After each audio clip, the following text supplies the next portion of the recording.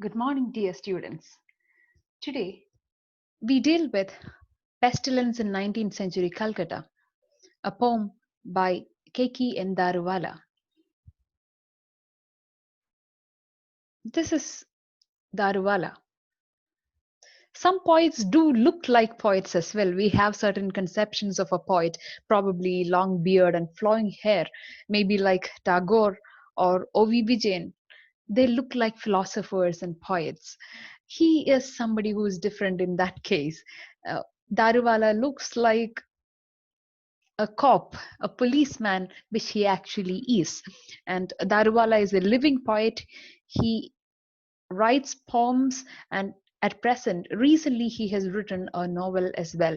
He was one of those modernist writers who ventured into modernism along with Nissim Ezekiel and A.K. Ramanujan.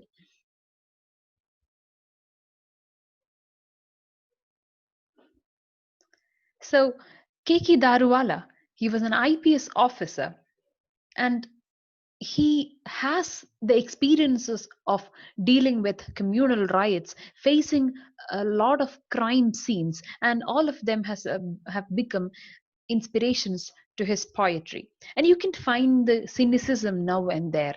He is somebody who's known for the vigor of writing and the immediacy of his language. The modernism, the modernistic element within him would give him that the new breaking out of the traditional ways of writings.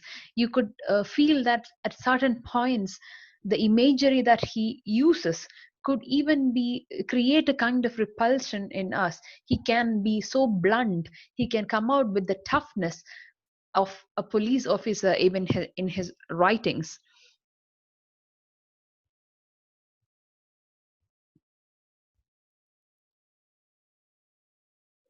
So he is a famous Parsi poet, and he is noted for his vigor, as I already mentioned. He won the Sahitya Academy Award, and some of his wonderful works are Under Orion, The Keeper of the Dead Landscapes, and A Summer of Tigers. This poem, Pestilence in 19th century Calcutta, is on a tragic event in the history of Bengal, an outbreak of cholera.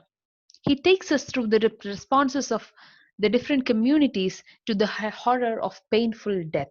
So, pestilence means serious infectious disease which can be deadly and fatal. So, it's strange that we learned this poem at this juncture of COVID 19. It's a strange coincidence. So, I need not explain what a serious infectious disease, which can be fatal, would look like. So, we know and we are facing it at present. But once we Google through our history, you would know that pandemics or pestilences have happened even before. There are a number of such cases. The best example is the Black Death of 1347 to 1351, the most horrible death, the most fatal of all pandemics in the history of human hu- human life, or in the history of human beings. It was so deadly that 200 million people were dead with just one pandemic, that Black Death. And that's why it is considered to be the most horrible of all pandemics so far. It has had reflections in the writings as well.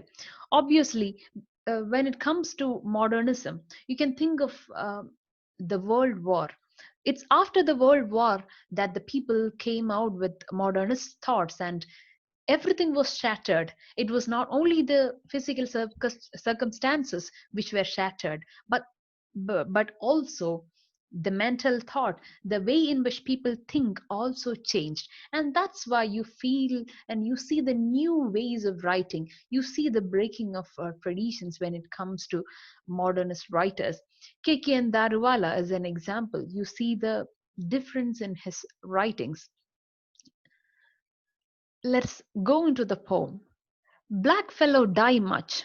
said the Sahib's barber to him, referring to the ghettos beyond the esplanade, where people writhed in the groaning calisthenics of cholera. Bacteria and bacillus throve in the wells, nestled under the spawn beds, and killed.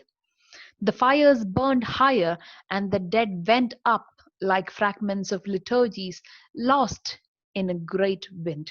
We already read the whole poem once in the previous class, so I'm going by stanza. In the first stanza, you see that the first line begins with the dialogue by the barber, the Indian barber, who says, "Black fellow die much." And so you see the broken English that he speaks. The background of this poem is the 19th century Calcutta, which means it's the colonial India. You find all white men here, especially the British, who are the colonizers, and you have slaves, or us, the Indians. And it's strange and ironic that the barber, who's an Indian himself, calls his fellow Indians as black fellows. So, black fellow die much, said the Sahib's barber to him, referring to the ghettos. Ghettos can, it's almost like slums. I need not explain what slums are, where you people, especially the underprivileged, the poor people, live in groups, huge crowds, and they live in so congested places beyond the esplanade. And esplanade is a large space where you can walk. Probably it's in the seashore, and here you can see the meanings of certain words towards the end of the this document, which I have already shared with you. So it has a glossary which would give you the meanings. So esplanade is a level open space for walking, especially beside the sea. So you find a stark contrast between the ghettos, which are congested, which are occupied by those poor people, and the esplanade, which is an open space, probably mostly for people who are affluent, who would come for a walk. So you see the contrast, where people writhed in the groaning calisthenics of cholera. Calisthenics means physical exercises, and calisthenics of cholera. What could we call calisthenics of cholera? Once we are in pain, breath is once again moved in pain, groaning in pain. When you are twisting and turning in pain, probably you'd stretch yourself, you'd move yourself. And the poet compares it with the physical exercises one does. So the calisthenics of cholera are the twisting and the turning, or the movement of the body that one um, does when you are in extreme pain. That is the situation of people at present. Bacteria and bacillus thrive in the wells. Bacteria and bacillus, they have a great time. They thrive, they thrive in the well, nestled under the spawn beds. They're the places where these bacteria would grow. Spawn beds and killed. Who killed? Who killed whom? The bacteria and bacillus killed men. The fires burned higher, and the dead went up, like fragments of liturgies lost in a great wind. The fires burned higher, and the dead went up. This refers to the cremation. You know how a cremation is done. Once a person is dead, a person is cremated using fire, and you see the fire going up. You can even connect it to the soul, which is believed to go up. That's our belief, right? So, and the dead went up. Probably we get some kind of satisfaction thinking that they are with God. That's the way in which we find some kind of solace. So, like fragments of liturgies, they went up. And liturgies are prayers, especially those prayers which are set. You have prayer books in with all um, religions. You have set prayer books. For example, if it's in case of Christians, you have Holy Mass, you have a Mass book, you have certain ways in which you are supposed to say the prayers. So there are cases where you say the prayers just for the sake of it. It becomes mechanical after a point because you have learned it so well and you are somewhere else, your mind is somewhere else, but you can still recite them. In that case, it becomes just a mechanical activity rather than becoming a real prayer. And just like as mechanical as that, as unceremonious as those liturgies which are said without any feelings, people died and they went up. You can even think of the question of rebirth. You can connect it with all of that. The Sahib was shocked. This had never struck him. In this land of mud and mire, death was everywhere. So you can imagine a rainy season of with mud and mire. The Sahib was shocked. Death was something which he never thought of. Death is generally for people who are poor. Unless and until he's too old, he never had the situation to think of something like death. But if now he feels that it's near, death was everywhere. The water was heavy with it. Heavy with what? Heavy with death and dead bodies. Like a woman with child. See the comparison that he makes. You have the um, inside the womb of a pregnant lady, the small fetus would lie inside the fluid. Just like that, within the muddy land, you have dead bodies. The image which is used can be highly repulsive, or you can even create a kind of disturbance and disgust. But such an apt comparison which is truly disturbing. Like a woman with a child, and you could pick it up from the earth like fallen, as you pick up fallen fruit. So just like picking up fallen fruit, you can pick up dead bodies, and that is the situation now. I hope you have already seen the picture of huge pits where you have coffins, and coffins which are being kept. You cannot even bury them separately. That's the present situation of COVID in certain places, unfortunately. So you know how it feels like as you pick up fallen fruit, and fallen fruit is once again the symbol of death, a fallen leaf. So once again, how what is life and afterlife. But it was the sahibs who fell like skittles. It was the sahibs who fell like skittles. The Reinhardts, the Debusys, Claude Martins, the Smiths and Lawrences, British and French and Dutch, interred in the same law mourned by the same tolling bells, their remains bristling with like crucifixes.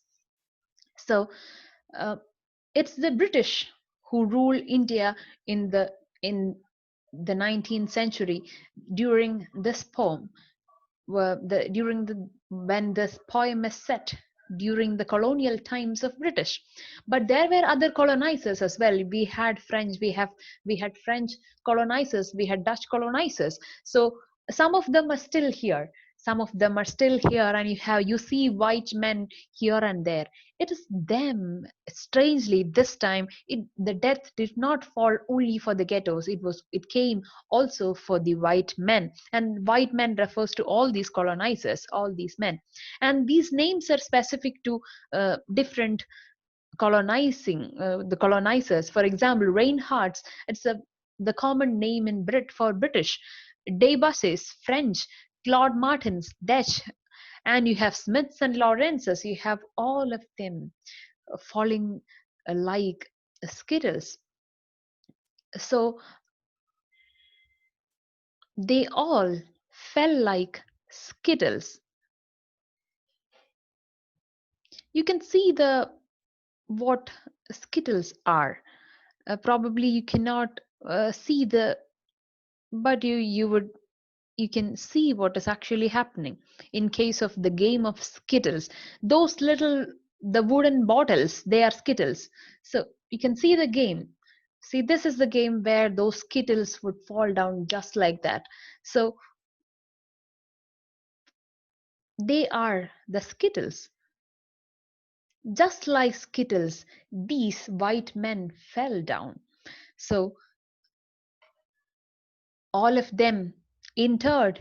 They were all of them were buried in the same lawn, the same place, mourned by the same tolling bells.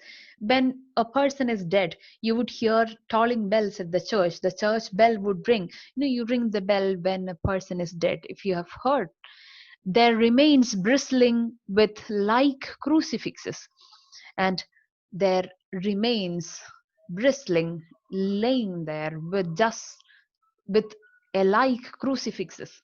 You can think or imagine a cemetery. If you have not actually seen a cemetery, you would have at least seen them in the movies. Most of them must be Christians, so that's where you see number of crucifixes nearby. You see a number of crucifixes lying so nearby. You have one crucifix in the in front of every coffin, every tomb. You will have one crucifix with similar crucifix, the same kind of crucifix they had. All of them all of them were buried in the same place with same kind of crucifixes. There was no difference. The climate killed not so much the summer sun which spiked them through their solar topies, but those vaporous exhalations of the earth after the rains which brought on the fevers and the fluxes. And always it was so sudden. You lunched with a fellow, and by dusk he was dead, and the tolling from the belfry was the only way you heard of it.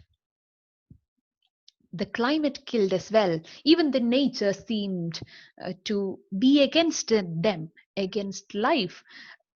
It was not the hard summer which killed them. They wore solar topis. Solar topis are the solar topis, the topi or the cap, the solar caps. They wore solar caps so that they could protect themselves from the heat. I was in Trichy where it was 40 degree. In the north, it can go up to 45 or sometimes even nearing 50, which is extreme climate. So it was really extreme. It was really tough time uh, when it is really hot. But it was not the hot summers which killed. It was those rainy seasons which added oil to the death, to the killings. But those vaporous exhalations of the earth after rains, do you know the name of the word for which you would say when it's after the first rain, you get a smell from the earth? That's called petrichor. It's called petrichor. You can go check it out. I love the smell, the petrichor. It's such a pleasing smell. That's the positive side. Here you see that the vaporous exhalations of the earth after rains does not give a kind of relief. On the other side, on the contrary, they brought fevers and fluxes. uh, Probably now you know that now it's July, it's a rainy season. You can expect dengue fevers of all kinds spreading, not only COVID.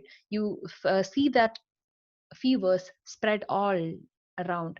And so cholera, being a waterborne disease, once again has a lot to do with the rains, and even the climate was against them. And always it was so sudden. What was so sudden? Death was so sudden. You lunched with a fellow, and by dusk he was dead. And you would have lunch with one guy, and by evening he would be dead. By dusk he would be dead. The only way in which you would know that the person is dead is by hearing the bell from the church, from the belfry, the tower in which you have the bells. It was the whites who carried the sphere of death like a slipped disc through their lives, and paid the surgeon one gold moher for a visit, 1 rupee for an ounce of salts, 2 for an ounce of bark, paid him for bloodletting, for being cupped and leashed, and blistered with hot irons, and fed on opium and mercurous chloride. It was the whites who were really struck with fear when this pandemic, when this pestilence of cholera struck them, because they were not used to all of this. They thought that they are on the safe side, they are rich, they can buy anything. So they did the same. They tried buying life. They tried if they can save themselves in some way or the other. They were willing to give anything for saving themselves. That was not a time where the allopathic medicines developed so much. So you can see all the local kind of medicines which people would use. You see the bark, you see all kinds of salt. So they tried everything.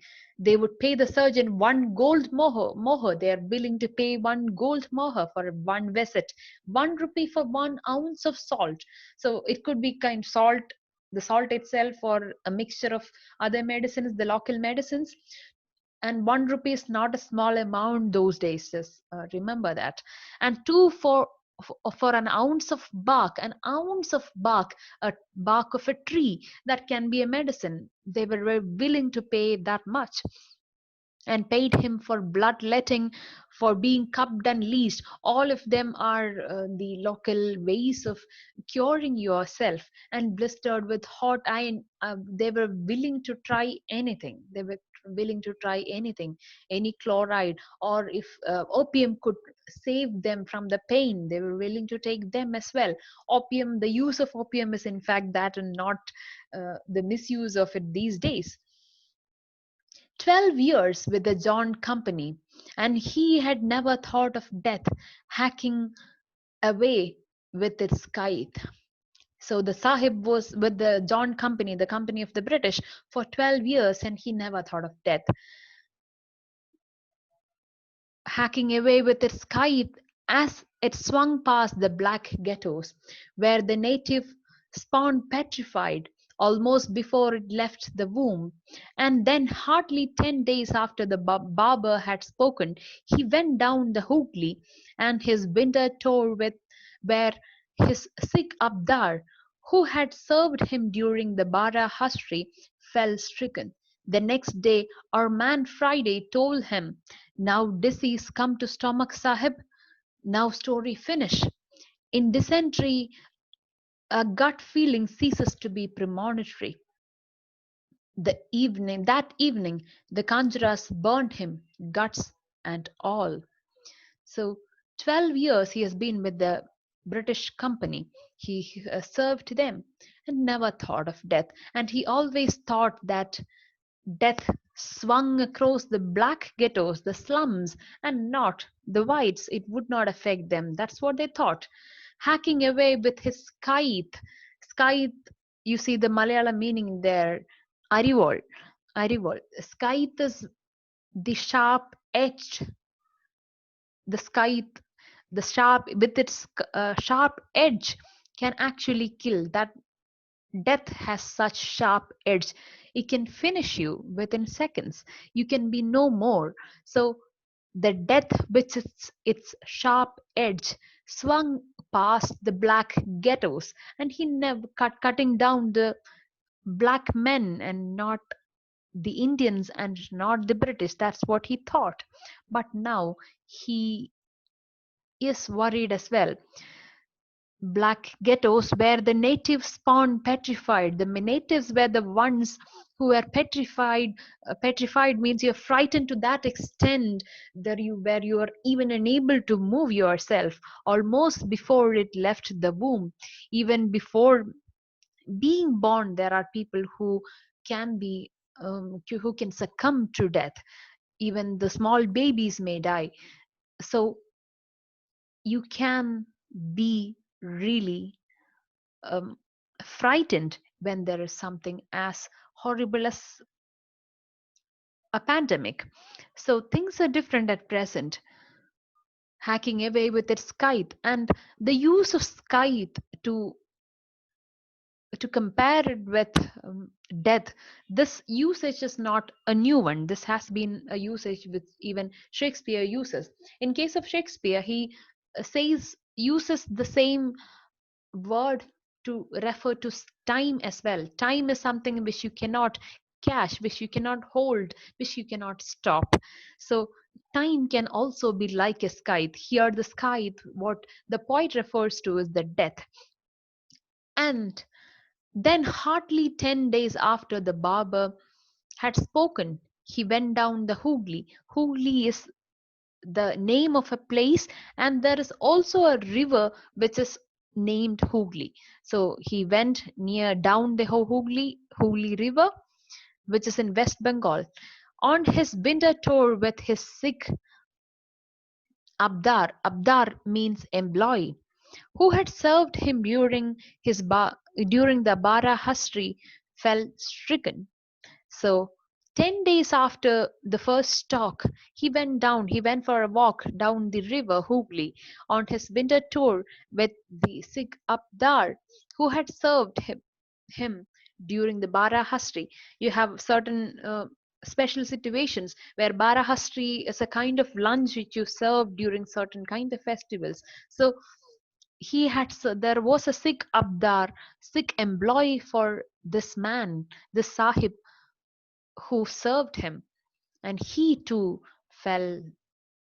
He was stricken by the same cholera. The next day, our man Friday told him, "Now disease come to stomach, Sahib. Now story finish."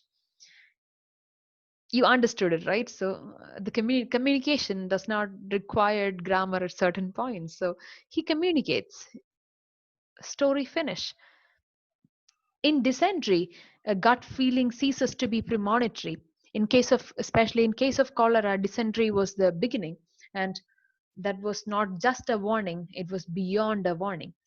That evening, Kanjaras burned him, guts and all. Burned whom? The sick employee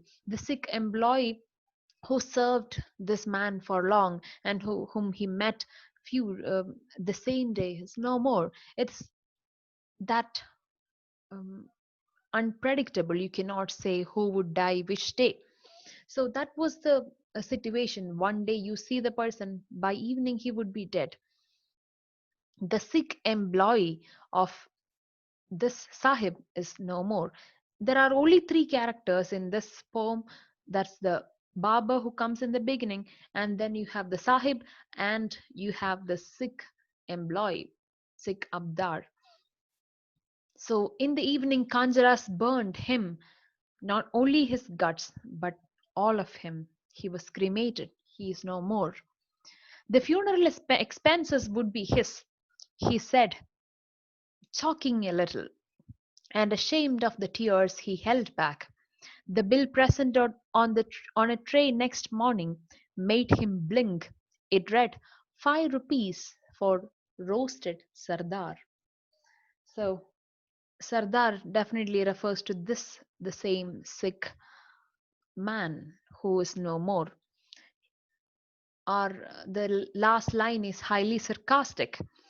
The funeral expenses would be his, or Sahib says, while choking a little, and he held back his tears. And you see the humane part of him. You see the one side of him which is really humane, and he's willing to take up the expenses of the funeral. At the same time, a portion of him, the colonizer mentality, you see there where he's ashamed of the tears that he held back, and he's not willing to show it outside. And the real colonizer comes out at the last line. The funeral got over. The next day, the bill of the funeral is brought, and it must have read 5 rupees. But the mind voice of the Sahib read 5 rupees for roasted Sardar. And see the usage. See the way the sarcasm could even be repulsive to us, the way in which it has been expressed. 5 rupees for roasted Sardar is the mind voice of our Sahib. He must have thought this way, just to cremate, just to burn this Sardar, just to burn this sick man, I have to pay 5 rupees. So you see the other side of the same man who is willing to pay one gold mohar, the same person who feels a little bit sympathetic at certain points. You see the colonizer mentality on the other side as well.